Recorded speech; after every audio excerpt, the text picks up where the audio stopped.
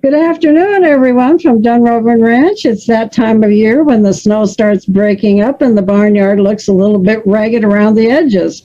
We have our wonderful friend Brandon here from eastern Montana, central Montana, from the Hash Knife Ranch. Howdy, Brandon. Hi, Suzanne. Hey, everybody. How's everybody today? We're doing great. Yeah, good. Things are looking well. You know, we're getting ready for their guest ranch season, so we're starting to put our programs together. And yeah, it's an exciting time of year, as you well know. Yeah. Ready for calving. You must be getting close to. Yeah, it's about a month away. We tend to calve a little bit late, but I'm in that preparation mode. So that isn't something you just decide to. Let's get ready. And it doesn't happen in an hour or so. So I'll take a couple days and really get things ready. And you got to move some animals around. But we'll be sharing that with you.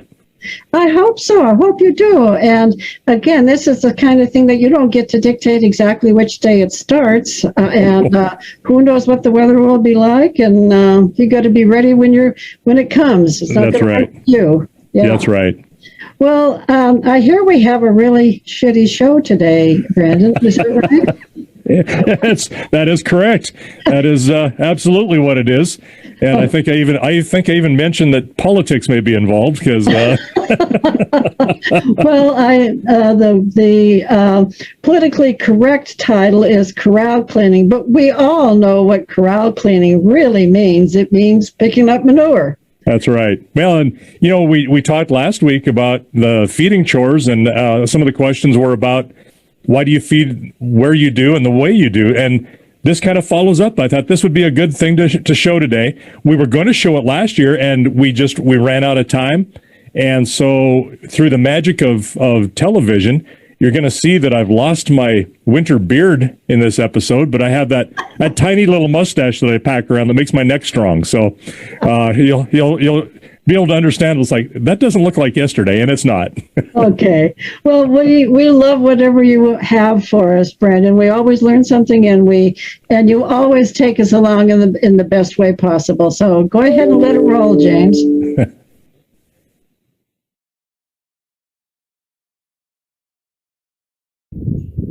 Hello from the Hash Knife. Today I'm going to take you on a little bit different ride with me. Unfortunately, today I have to be a politician. I'll try not to lie to you, but this is what we're going to do. We're going to take a little bit of a asset we had, and it got transposed into something that none of us want to deal with. That stuff, which was fresh hay, and you can see it, some of it laying around the ground here, but it was transposed into that big pile throughout the winter, and basically the last year, fall and winter. I'm going to use that shovel and put that pile into that bucket and take it way out there into that feed ground and spread it around. So just like any good politician,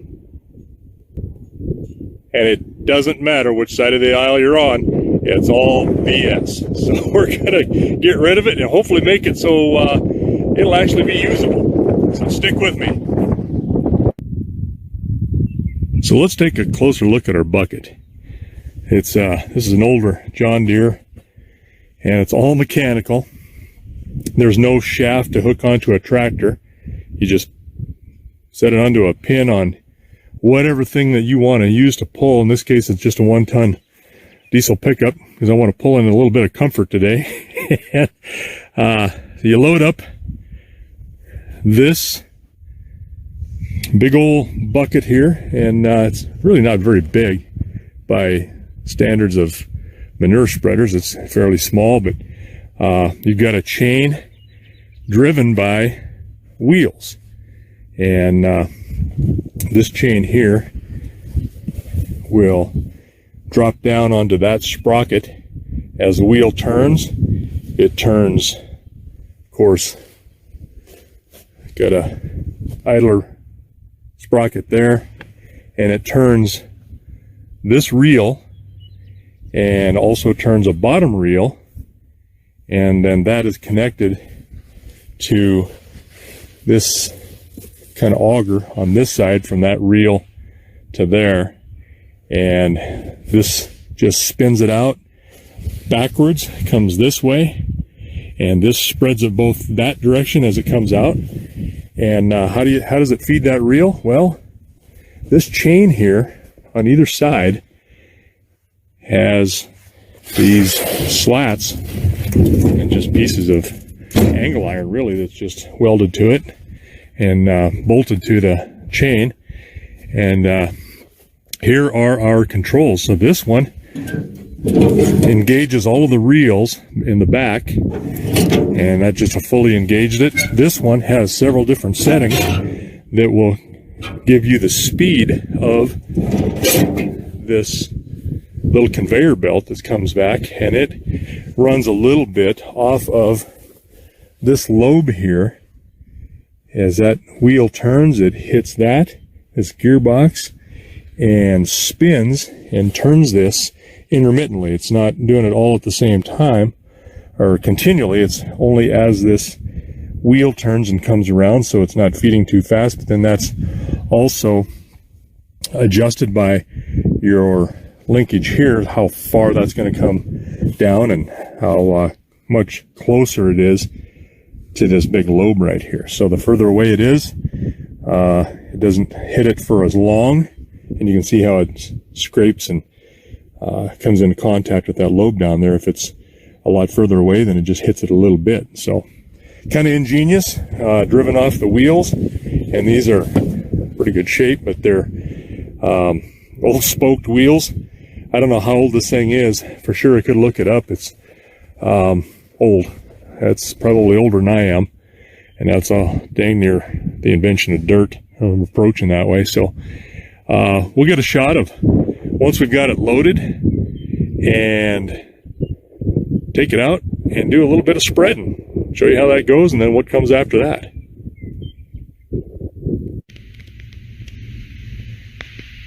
Well, this is what the inside of this big shovel looks like.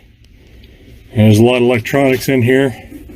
It's not complicated, but you got all kinds of levers and switches and indication of what's going on, and throttles, brakes, and then your joystick for operating the bucket, and then the forward and reverse here. So we'll start her up, just a normal key, and then gives you an indication when your glow plugs are done being preheated, because it is a diesel. There we go. Make sure any alarms clear, if there are any. All right. So far, so good. So this has got 4 reverse gears. Actually, it's got 16 reverse gears. It's got 4 gears, A, B, C, and D, and a park and neutral. And then each one of these, you can go right into that, has another gear, and you can do that. They give you a cute little bunny and a turtle so that you're knowing whether you're going slower or faster. And if I push on the bunny, you can see the 1 in the display, first gear. Push the bunny, there's second gear, third gear, and fourth gear. You can hear the engine respond to that, and we're not even moving yet. So you've got 16 forward gears and 4 reverse, well, 16 reverse gears as well. I keep wanting to say 4 because of a different type of shift mechanism on another tractor. So I'm going to put this in B. It's A is the slowest and D is like a road gear. And I have placed this into our, it's not 4-wheel drive per se, it's front wheel assist is what they call it. And I don't know what that's about, whether that's a branding or what it is, but here's my joystick. You can see that. I push forward, it goes down, comes up, then I can tilt my bucket or tilt it down, And then this little toggle moves my grapple fork in and out of the way, and I don't need it for this, so I'm gonna set my bucket to about where it needs to be, and I can kind of look on the ground there, kind of set straight. I don't have to be super far down. I can pick it up a little bit, and now gotta say go, lift the clutch gently, and we are headed for a pile of politics. Here we go. And as I come into this, I'm going to turn my bucket a little bit, lift it, so I catch as much as I can. And this is kind of nice because this is somewhat dry. You can see a little steam coming off of that. Well, that's not necessarily steam, because it's about 40 degrees, but that shows you some of the byproducts of decomposition in the form of heat. And you can actually have a manure pile or too green of a hay pile, if hay's been put up incorrectly, have too much moisture in it, and it will decompose and it can start on fire. And you'll see some of these cows out here sometimes, they will, and I'm tipping this bucket down, just trying to drop it in here gently. You can see some of these cows will lay very close to this pile of manure when it's very cold. So there's some heat coming off of it, and they're trying to utilize that to stay warm a little bit. And I'm trying to be very gentle here. And this is kind of a pain, because there's no sense in, I should put it in reverse. There's no sense in just spilling that out over on the other side. That happens anyway. So I'm going to grab another bucket full here.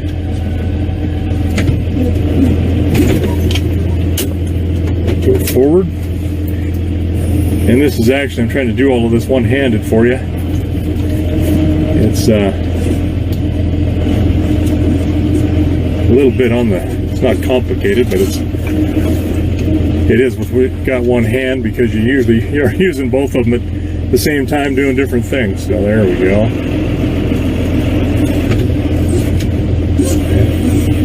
Shows you what we can pick up. A little more.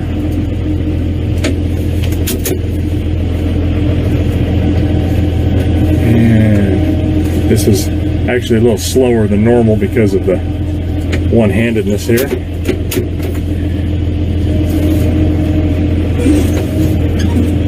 And I'll pick my bucket up a little bit. I can usually do this in about 2 bucket loads. I can fill this, which is not a lot. And you can get a bigger, much larger manure spreaders. This is an old one. It's an old gear-driven job. Drives off the wheels. Archimedes would be pretty proud of this, and Da Vinci might have invented it. I don't know, but it's kind of it's a neat little marvel in ingenuity, using the chain and sprockets, all kinds of mechanical advantage to get that to roll out. And then these times I'll show you how it works as we're going along. And once again, this is slow and steady, because I'm one-handed, but we'll do this anyhow. I'm going to try to get over on this side and load the corner of this bucket a little bit more than the other side. That way I can even my load in my manure spreader.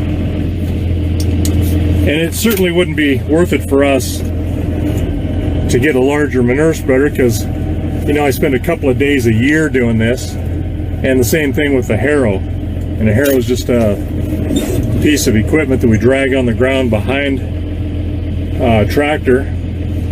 and it kind of just stirs up the ground. It'll spread out some of those manure deposits out there in the pasture as well from the feed ground, and just spread them around so it can break down much easier. And the hair was kind of small, the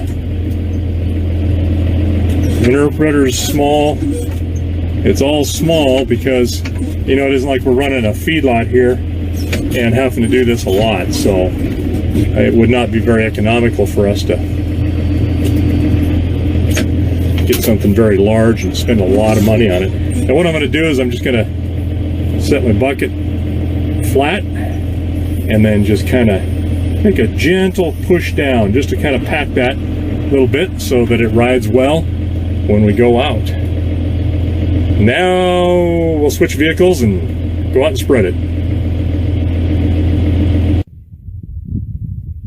What we're looking at is a part of the pasture that we did not feed on this winter. And as you can see, it's relatively undisturbed. Grass is eaten down, of course, from last fall, but we got new grass coming in. And this line right here is where I've started to disperse some of the manure from the corral, but I've done it right over the top of some of the lighter areas where we fed. And we roll the bales out in a long line and basically pick an area of the pasture that we're going to feed on throughout the winter. And then the cows will obviously collect on there, eat, and you can see some of the areas up there in the distance that are a little heavier with the manure, where we may have had a pile of hay set or more dropped off on a bale than we expected. Those sort of things happen, and then the cows will congregate there, and of course they're going to poop right where they eat, because there's nothing clean about a cow. Honestly, they're not as clean as a hog is. Hogs are actually a very clean animal if allowed to be. Whole different discussion, but so I'm laying these areas out and kind of dispersing them with some area between for the scatter, and then I'll go over this with a harrow, and we'll cover that towards the end of the video and show you what I mean by breaking up all of the, I guess we could say, indigenous cow pies that were deposited this last winter, throughout the winter as they fed. And you can see this area of a little heavier concentration of cow poop, so I've tried to avoid that a little bit, because there's no sense in putting some on right on top of a hairy or a heavier concentrated area. And so you can see earlier we've gotten about 15 loads out of this corral, and we'll see what we end up with totally. But here's the benefit of this is in the distance. You can see over the last 3 years, we have fed to the east of us there and the rest of that pasture, and it's done very nicely with providing a little bit of fertilizer and working the ground a little bit. And this is some native grass as well as some improved grass, or some crested wheatgrass, which is a really good grass for grazing and actually for hay, but we just graze this here now. So we rotate this, and in about every 5 years, then we'll go over the top of the spot we went previously. So we've got about a 5-year rotation or so on this that really helps kind of renew and keep the ground fertilized. The danger is it gets a lot of heavy traffic, so you got to be very careful about that. And that's where the harrowing comes in, to disturb the ground, kind of break up some of the clumps so it has some rhizomatous growth to the plants, and disperses and creates even a better mat of feed. Now it's time to set our levers and engage them both. And this is kind of old, so it doesn't want to hold as well. So as you can see, I've improvised a little bit with some bungee cords to hold them so that they don't come up, otherwise they will jump. And that's just some wrenching ingenuity there. A couple bucks a piece for a couple of tarp straps, and you're good to go. All right, let's see what we can do and how far we can spread some politics. Yeah, we'll take off slowly. I've got this pickup geared down a little bit because you can see already starting to throw some manure around. And I'm a little shaky because with this wheel-driven chain, it really does jerk and bang you a little bit around, especially that lobe on that one. You feel the engagement of it, so you can't go too fast. But also, the faster you go, the more you spread, and there's kind of a happy medium in there. It's dispersing just fine, but at the same time, we don't want to tear anything up by going too fast. Too slow, you won't get it spread out as much. And you can see our favorite cow there in the back, everybody's favorite, is Ears. She had to come over to see if there was anything to eat, of course. That's just the way she is. But look at that. And you can kind of hear things shaking. I've slowed down just a little bit. I'm only doing probably about 4 or 5 miles an hour. So this can make for a long day, or we might work into the second day.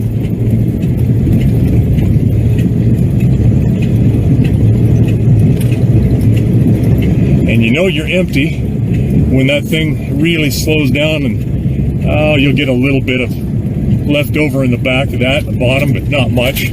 I stack it up there pretty high. And when that happens, when you quit throwing it, you know you can stop and put your levers back and head in for another load.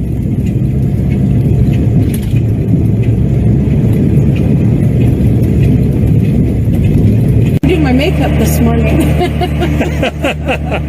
All right. Well, the ranch boss is going to have the comfort of a tractor and a cab, and she's going to be dragging this harrow.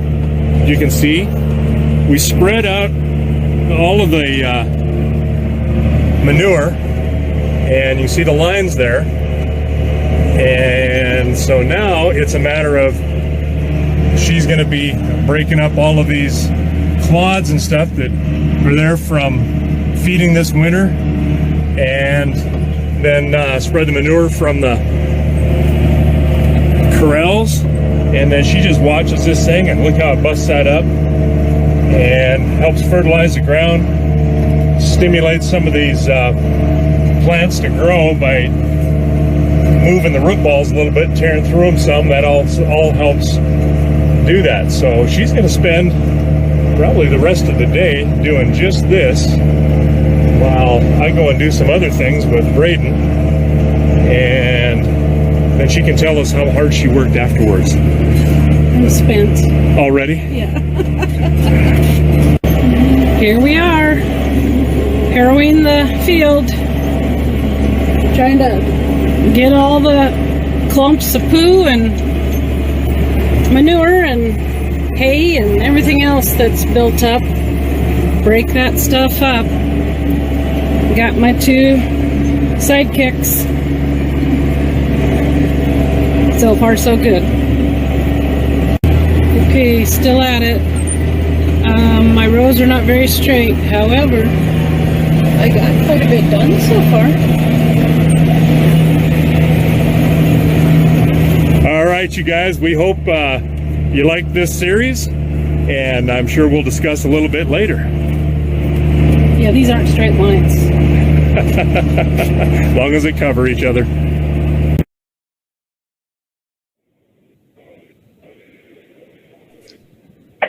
That was great, Brandon.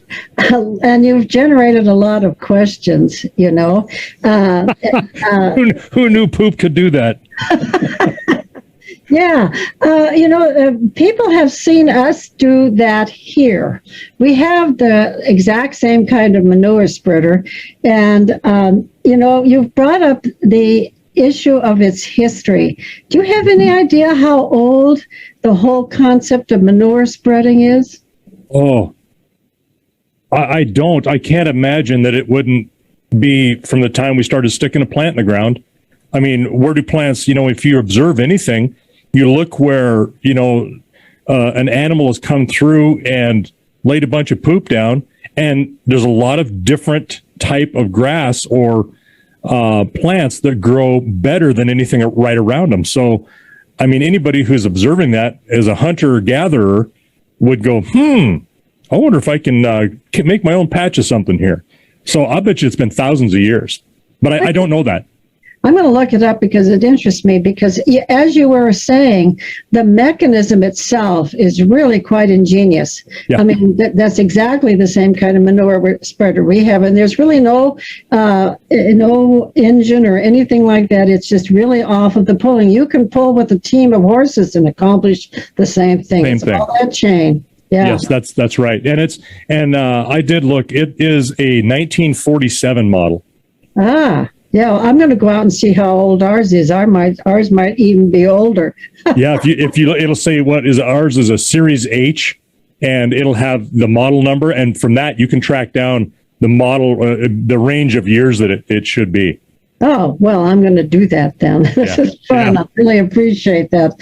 So this was last spring. You did this last spring. This is a spring chore for most places. That's when we do it too. Yeah. And it is that combination of spreading and harrowing that really is best. If you're like me, you don't plow. And let's talk about that a little bit, about the evils of plowing versus spreading and harrowing. Yeah, and it's all in the context of, where you can do it. I mean, plowing is a good thing if you don't lose erosion of the soil, because all you're doing is you're turning the nutrient so that your plants, you can then utilize that have come down with the water in the form of rain or snow or whatever, and it's just all dropped down through the soil. So you want to turn that soil in order to make a good nutrient base if you're going to grow a crop. Some grounds are not conducive to doing that, and this prairie here is one of them. It's just not conducive to doing that without high erosion, because it's the rare video that we talk about that you can't hear wind in. Those days are few and far between, and so wind is horrendous erosional type of force that you can't change it. You can't do anything about it, but you can change the amount of erosion if you can, as much as you can, and even doing that, just pastures it. The wind still blows, it still picks up dirt, and it still deposits it to other places. It also really disturbs the fauna of the soil. Yep. And I think even in crops now, people are going more and more towards no-till kinds of processes, because that soil fauna is so important to the nutrients that are kept in the soil. And one of the people asked about, the harrow is more than a set of change. It has some spikes that go in and kind of break up the manure, but it also aerates that soil. Yes. It doesn't turn it, but it aerates it. Right. It just cuts through it, really, is what it does. Yep, that's correct. Yeah, and that's an important part of all of this, is to give the soil a little bit of aeration without actually turning it over. That's right. It really helps the pastures. I mean, we did it this last spring, and you could see where we did it and where you didn't do it. I mean, it really makes a difference. So let's talk shit here, Brandon. Here, it's pure steer. This is high-grade stuff, yeah. Well, what is the difference in the composition between cattle and horses? And which do you think has the greater benefit for the soil? That's a very good question. Horses are very, very inefficient eaters. Mm-hmm. So, when you see a normal-looking hydrated animal, you talk about a cow pie, it looks just like that. They'll drop out, and it's mushy and a big, wide area that flops down. Horses are little biscuits.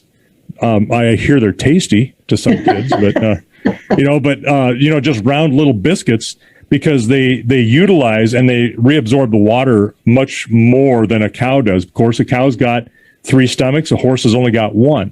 So you lose a lot more nutrient back into the ground that a horse does not utilize.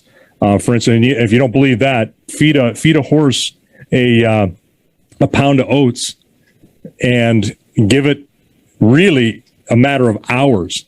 In 6-8 hours, you'll see them pooping that out the back end, and you won't see that quite as much in a cow, not near to the degree. So they utilize that much, much more. So which is better? I don't really know. I know which is easier to break up.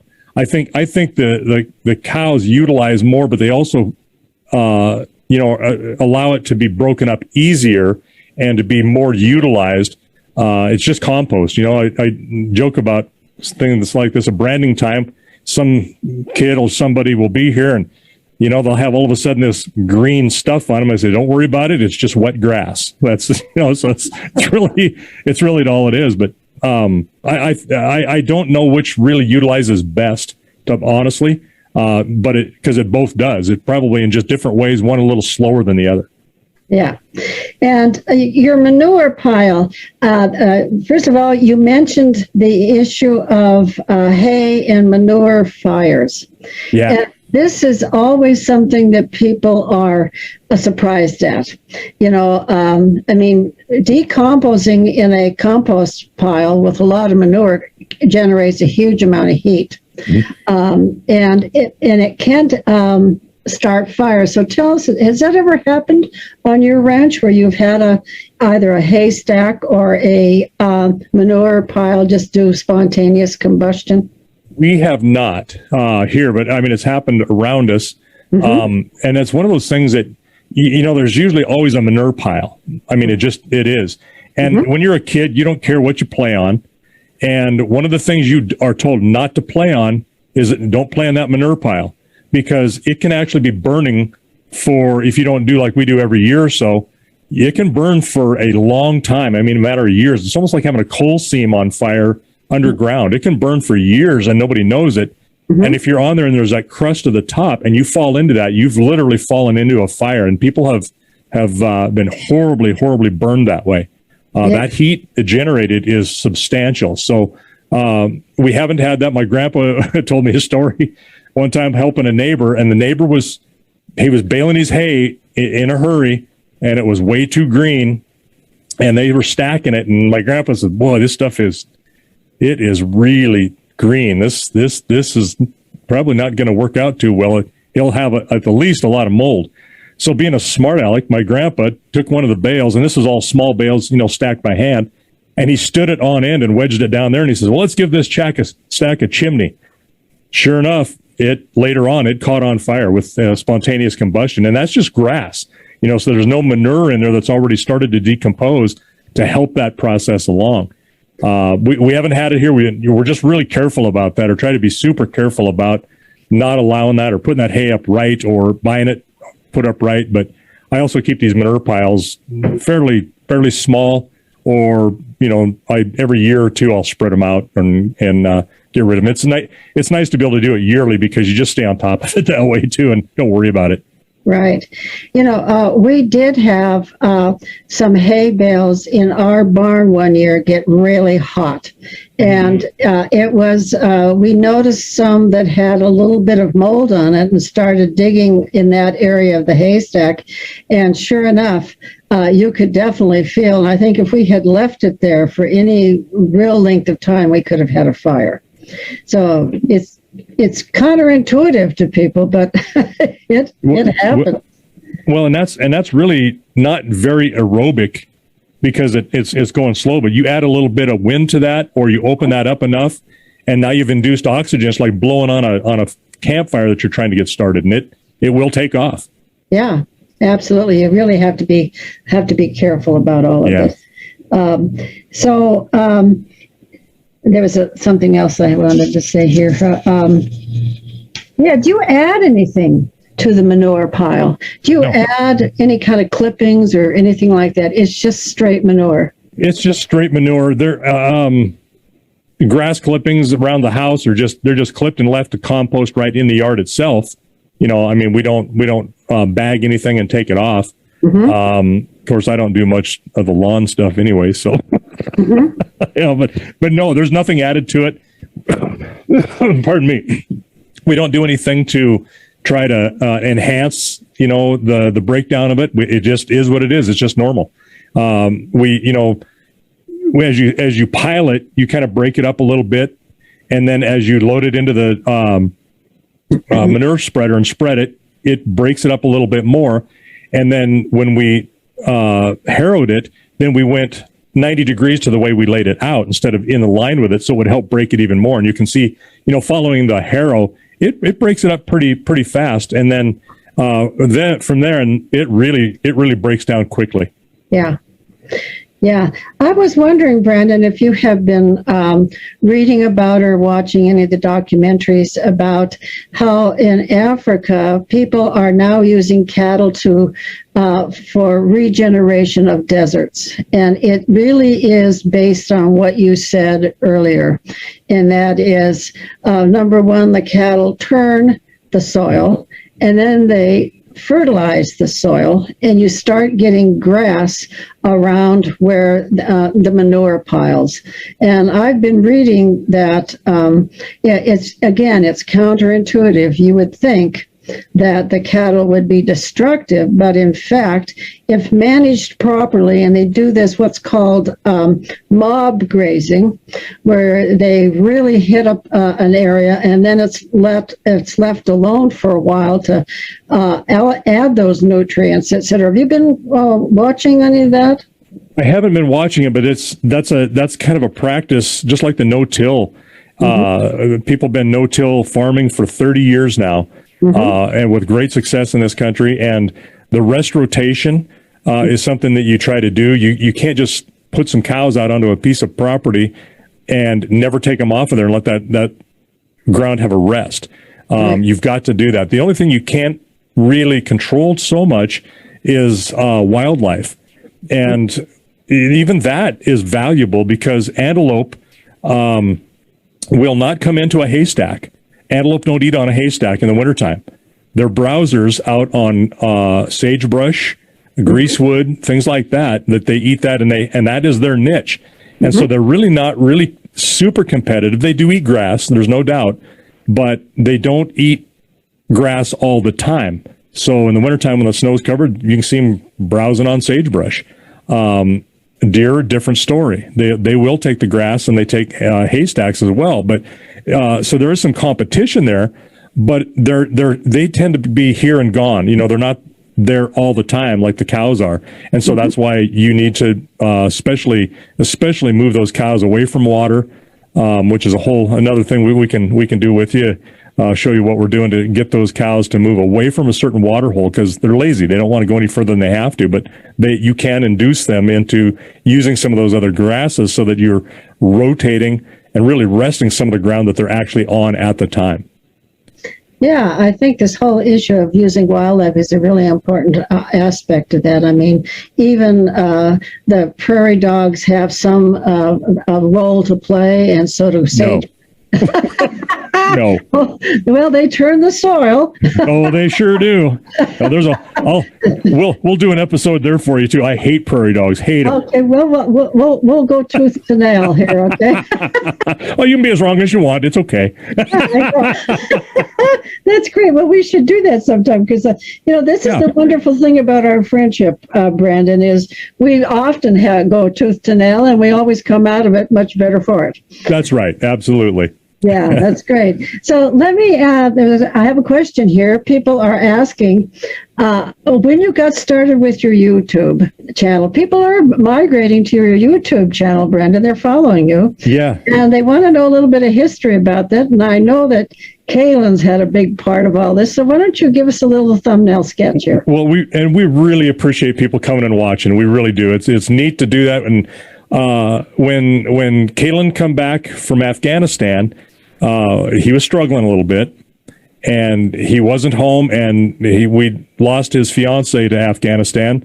So it was a bad time for him. It was really hard. And he said, we need to do something. And he's really into podcasts and listens to a lot of stuff. Yeah. He's a very smart kid and really digs into some thoughtful things, a lot of history there. That's his thing is history. And he said, you know what? He said, we need to not just complain about nobody knowing what we do. or caring about what we do. He said, you were making some videos on Facebook. They showed me, God forbid, how to do that, that previous winter when I was calving and before. And he said, we could do a YouTube channel. Of course, I'm like, oh, okay, I have no idea. That's up to you if you want to. He goes, well, let's do this. So it was his brainchild. And then from then just kind of took off, and we are passionate about things, and some things are fun. Some things are probably shouldn't be said on the worldwide stage, but you get what you pay for with us, and I don't see anybody paying us anything. So there you go. You'd be cheap at twice the price. Oh, that's right.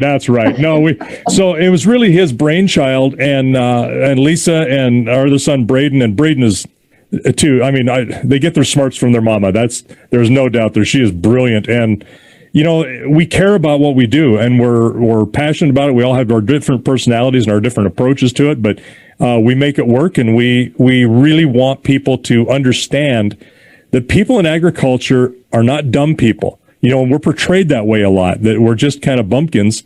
Some of the smartest people I know come from the ground. Oh. And, we're hardy. We're in ingenuity is something you have to work with all the time. And we really do care about what we do. It's, it's something that you don't just turn the clock and say, okay, I'm done, so I can forget about this place for till tomorrow morning at 7:30 or 8 o'clock when I come to work. You never turn it off. It just doesn't happen. Well, Brandon, I have to say, I think you and your family are incredible spokespeople for that way of life. Your passion for what you do and your love of every aspect of it is very, very apparent. And Kalen is just a wonderful writer and presents himself so well. I know Braden's a little more shy. He's kind of the guy behind the curtain. But tell Lisa she needs to show up more often. And I was glad to see she had her pugs at her feet. I knew she wouldn't go far without those pugs. Oh my God, that dog, and that's my fault. It really is. We had a couple of pugs. My grandmother, my dad's mother, raised pugs and raised Siamese cats. And so I can remember as a little boy getting our first puppy, and her name was Trixie. I got to tell you this. This is funny. You guys will get a kick out of this. And I was, Trixie got to be a couple years old, and my grandma come and took her away. And I was mad. And somebody said, well, why did your grandma take her away? And I said, well, my grandma took her away to get her bred because my mom and dad are too cheap to buy any. So...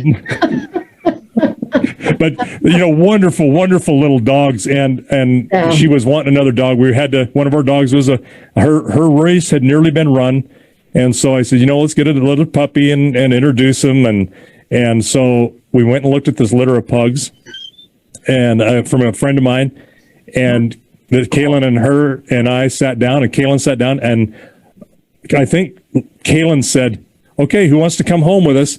And Tank is his name.